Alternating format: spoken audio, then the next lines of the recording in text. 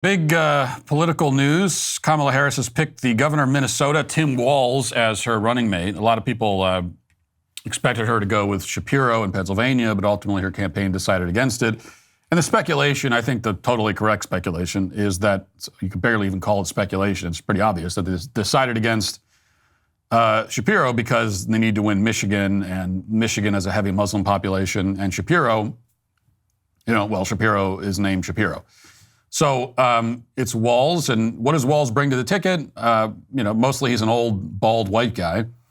That's the main thing for Kamala. Other than that, not much. Now, I will say that I've always thought that the VP pick doesn't really matter that much. Certainly doesn't matter as much as everyone makes it out to matter. And I know that I've always been in the minority among pundits, but I've nonetheless been skeptical that anyone really votes or doesn't vote for a presidential candidate based on who's at the bottom of the ticket. It's probably hyperbole to say that nobody has ever voted along those lines, but I highly doubt that up to this point any kind of sizable number of people have factored the VP into their considerations that heavily, which is why, very often, with notable exception, but very often you hardly even remember who the VPs were. I mean, I had to look. I follow politics pretty closely, as you know. I didn't remember off the top of my head who Hillary Clinton's VP pick was. I had to go look it up, and it was Tim Kaine. So, and I think I'm probably in the majority on that. So the VP stuff recently has mostly just been a storyline for cable news. Most people don't care that much, and when it comes time to cast a ballot, especially in this election, all the reasons you could ever possibly need to not vote for Kamala can be found in Kamala herself. I know in my case, I'm not voting for Kamala because of Kamala. And if Kamala had picked someone who is not a left-wing Looney Tune, which Walz is, we'll talk about that in a second, I still wouldn't have voted for her. I mean, she could have gone insane and picked a right-winger as her VP. She could have picked, Tucker Carlson to be her vice presidential candidate. And I still would be just as likely to vote for her, and the likelihood would be 0%. So it's 0% either way. Now, of course, I'm a right-wing crazy radical. I'm not representative of the average voter. I understand that. I get that. But when it comes down to it, people are voting for Kamala either because they like her or because they hate Trump. Or maybe they're not crazy about either of them, but they prefer the Democratic platform. Those are kind of like the three reasons why someone's going to vote for Kamala. And where does the VP figure into that? I would think not much. Now, all that said, I have been convinced that this might be an election that is the exception to this rule. And because for various reasons, namely because this election will probably be decided by razor-thin margins in a few key states.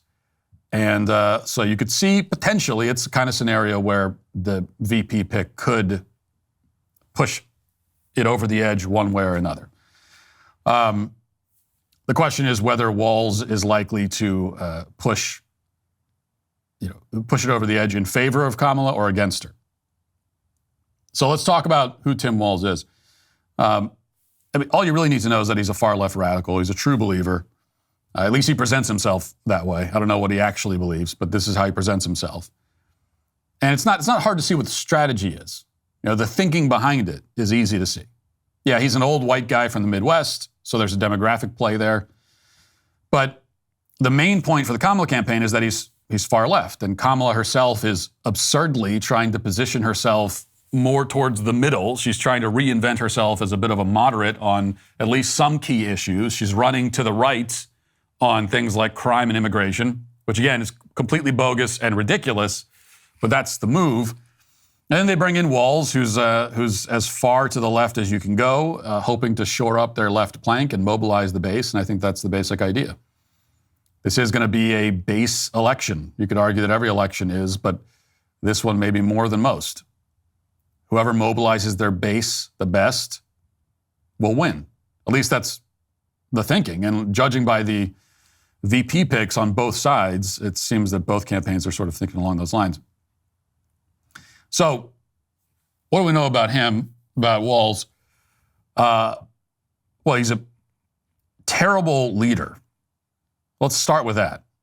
I mean, after all, this is the man who gave us this image. And as they say, let's put this image up on the screen. This is, as they say, 1,000 words and all that. So this is an image that will live forever in American history in all the worst ways. It's a mob of thugs burning down a police station in the middle of Minneapolis. It's one of the most shameful moments in American history. And Walz presided over it. He allowed it to happen. Are you still struggling with back taxes or unfiled returns? The IRS is escalating collections by adding 20,000 new agents and sending millions of demand letters. Handling this alone can be a huge mistake and cost you thousands of dollars. In these challenging times, your best offense is with Tax Network USA. With over 14 years of experience, the experts at Tax Network USA have saved clients millions in back taxes. Regardless of the size of your tax issue, their expertise is your advantage. Tax Network USA offers 3 key services: protection, compliance, and settlement. Upon signing up, Tax Network USA will immediately contact the IRS to secure a protection order, ensuring that aggressive collection activities such as garnishments, levies, or property seizures are halted. If you haven't filed in a while, if you need amended returns, or if you're missing records, Tax Network USA's expert tax preparers will update all of your filings to eliminate the risk of IRS enforcement. Then they'll create a settlement strategy to reduce or eliminate your tax debt. The IRS is the largest collection agency in the world, and now that tax season is over, collection season has begun. Tax Network USA can even help with state tax issues. For a complimentary consultation, call today at 1-800-958-1000 or visit their website at tnusa.com/Walsh. That's 1-800-958-1000 or visit tnusa.com/Walsh today. Don't let the IRS take advantage of you. Get the help you need with Tax Network USA. Now, we know that it wasn't just police stations. He allowed mobs to rampage through the city for days and weeks on end, rampage through the state, multiple cities. And, but I think all of that, and there are a lot of terrible images that came out of that period of time, but the fact that they were able to invade a police station and burn it to the ground and nobody stopped them, that kind of tells you everything. And not only did he allow it to happen, but he justified it and he defended the mobs the whole time. In fact, he said that it's the fault of society for not emphasizing diversity and inclusion enough. That's what he said at the time. Let's listen to that. A society that does not put equity and inclusion at the center of it is certainly going to eventually come to the places where we're at. This is a moment of inflection. It's a moment of real change. It's a moment that those folks who are out there demanding this are not going to take a commission or a report.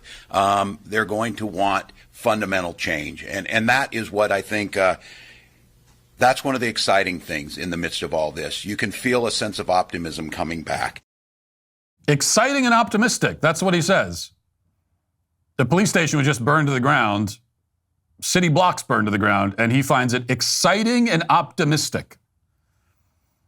Why? Because, well, those violent thugs, they were burning buildings and looting stores and destroying their own communities because they wanted diversity and inclusion. That was just their way of expressing their support for DEI, is what he said. Now, of course, we could sit here all day and play examples of crazy stuff that Tim Walz has said.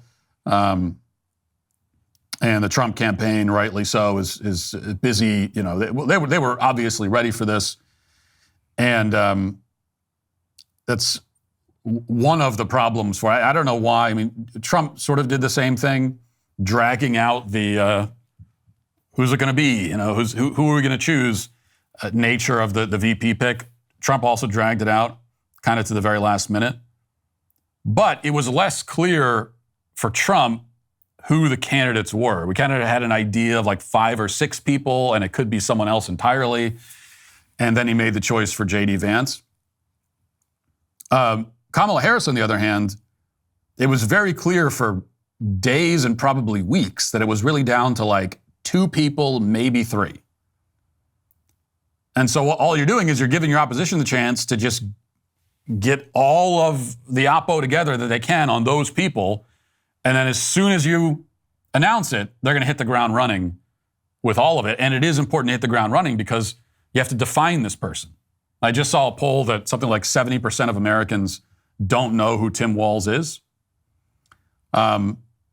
which means that they don't know. And so it's up to one campaign or the other to define him.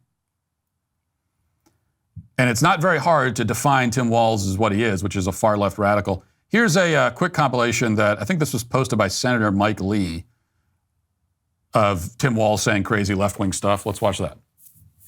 But we can get out there, reach out, make the case. And for one thing, don't ever shy away from our progressive values. One person's socialism is another person's neighborliness. Should Minnesota be a sanctuary state? If the definition of that is that the federal government enforces immigration law and local law enforcement enforces local law, then yes. Should cities be allowed to be sanctuary cities? Yes, local control. Stuff. All right. Number two, it seems like elected officials are always surrounded by lots of people, staff, other lawmakers. What is the last thing that you did truly out in the public, truly by yourself? I went to Menards and bought an air filter for my furnace. Not sure why that last clip is in there. I mean, that's pretty normal, right? That's a normal thing to say. I don't know why it's in there. More to the point, one person's socialism is another person's neighborliness. And by the way, if you're watching the clip, you saw the white dudes for Harris. He just said that. This isn't like something that he said 10 years ago. He just said that like last week. That socialism is neighborliness. So there you go. It kind of says it all. And this is a guy who has signed a bill giving driver's licenses to illegal aliens. I mean, pretty much every crazy left-wing idea, he's either spoken in favor of it or passed legislation mandating it.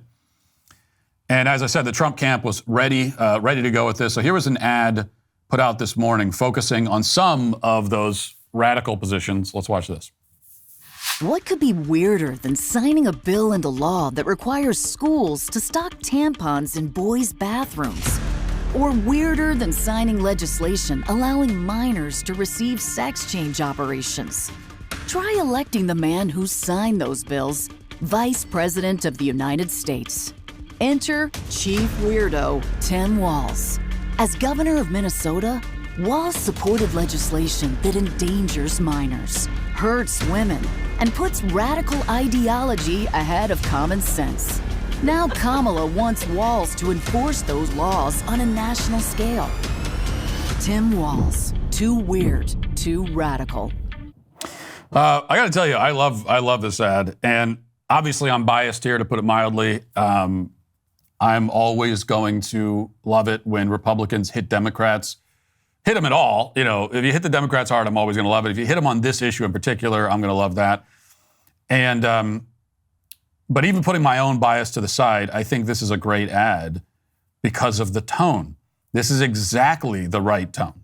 This is exactly the right way to talk about this issue. It is. There's a lot you can say about somebody like Tim Walz who supports, sex changes for minors, chemically castrating minors, wants to put tampons in the boys' bathroom, all that kind of stuff. There's a lot you could say about that. It's so crazy, it's so insane, it's so disgusting that you're almost at a disadvantage in a way because there are so many different ways you can attack it. It's hard to know where to start. You kind of get, it's like a paralysis by analysis. Where do I even begin in explaining why this is so terrible? Well, I think this is the right way to start. That supporting this stuff, chemical castration of minors, sterilizing minors, it is weird, it is bizarre, it's gross, it's evil. Like, that's how you talk about it. That's how you brand it. Hopefully on the right, we have long since moved past the idea that we need to have a serious debate about these issues. Should we chemically castrate minors? Let's sit down and have a serious this is a controversial issue that people could have different views on it. We should sit down and have a conversation about it. That's the kind of thing you would have heard from Republicans not in the not too distant past. But as I've always said, this is not, there are issues out there that we can talk about and debate, and there are two sides to it, and there are issues like that in the world for sure. This, not one of them. There's no conversation to be had. The other side has no argument. None. This is the kind of thing, the moment someone suggests it, you just shut them down right away. We're not even going to have a conversation. What kind of person are you that you would even That you would even entertain doing this to kids. That's disgusting. What's wrong with you? It's exactly the right tone. So, keep it up. If you'd like to see what else I have to say, you can access my full show by going to dailywire.com or by going to the Matt Walsh Show Twitter page. Hope to see you there. Godspeed.